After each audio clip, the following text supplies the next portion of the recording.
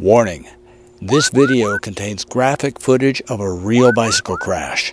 Viewer discretion is advised. The adventure started on this country road in my neighborhood. I was riding on the narrow road on the right side of the canal where there's hardly any traffic. It was about 4:30 in the morning. The sunrise was on the horizon. The birds were chirping. The temperature was about 60 degrees. A beautiful morning. Nearly idyllic. Until a lonely raccoon had other ideas. The raccoon bolted from taking a drink in the canal. I think I spooked him. He ran between my tires and I was airborne. I landed on the pavement head first with hands outstretched. I didn't lose consciousness, but I think I got the wind knocked out of me. I lay there on my back on the pavement moaning for about 35 seconds. I started to assess myself for damage, moving my arms, neck, legs, back. It all seemed okay, but I was in shock. I don't know where the raccoon went, in case you're wondering. I was on a rarely traveled narrow road. A couple of cars passed on the main road on the other side of the canal. That road is elevated above the road I was riding, so they didn't see me lying there. As my alarms for my Garmin GPS and cell phone chirped, my moaning settled down. My Garmin sent alerts to my emergency contacts, but they were all asleep at 4:30 a.m. Finally, I decided I should try getting up. Doggone it. I picked up my bike and I rode it home. Something was rubbing on one of the tires, but I got home okay.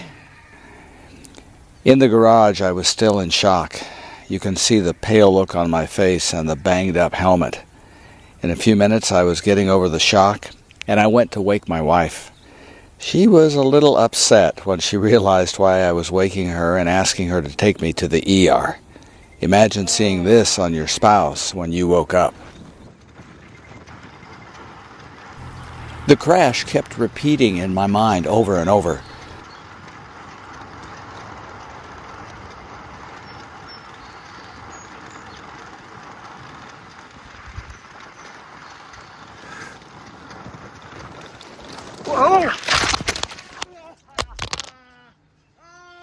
I showered to rinse out my wounds and applied pressure to my eyebrow, and we headed to the ER.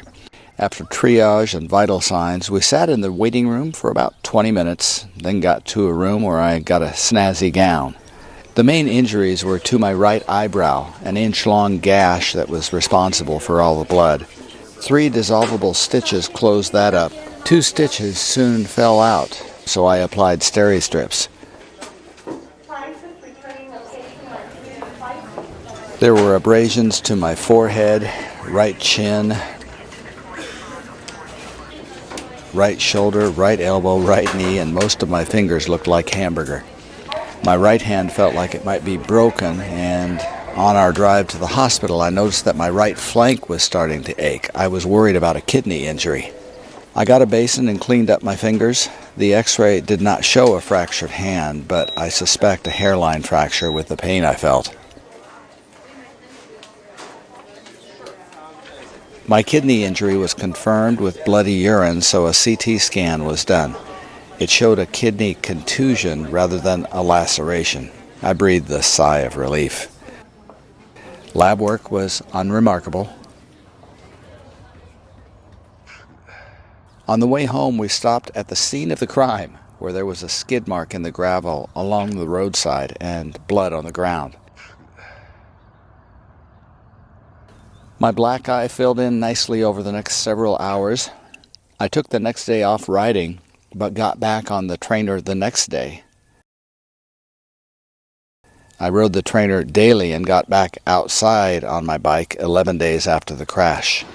Still with a tender hand, especially with firm handshakes, even a month later. As I was recovering, I found comfort in this Bible passage from 1 Samuel chapter 2, verse 4. The bows of the mighty men are broken, and they that stumbled are girded with strength. So I keep on riding. The abrasions all healed fairly nicely. It took weeks for the black eye to fade. The kidney pain was better after a couple weeks. The wounds healed over the next month or so. I feel very blessed in my recovery, aided by prayers and thoughts and well wishes of many. I'm a little leery on my rides, watching for animals. I replaced my helmet and kept on riding. Be safe out there.